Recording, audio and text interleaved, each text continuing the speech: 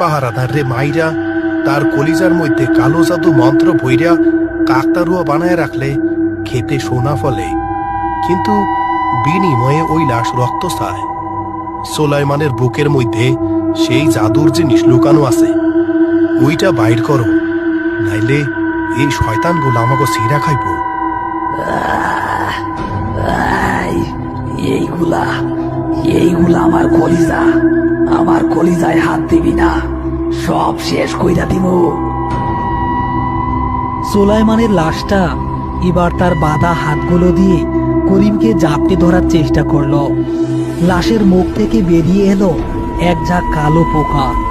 করিম নিজের নাক মুখ চেপে ধরে লাশের খুব কাছে চলে গেল। লাশের শরীর থেকে পচা ধানের গন্ধ আসছে। রতন, তুই জব্বার ভাইয়ের পিছে দাঁড়া, লাঠি ঘুরাইয়া বাকিগুলারে ঠেকায় রাখ। আমি এই শয়তানের বুকের জিনিস বাইর করতেছি। ভাইজান, পারবে না ভাইজান, ও তো আপনারেও কামড়ায় দিব। না, যাই হোক, পারতেই হইব। বিসমিল্লাহ। করিম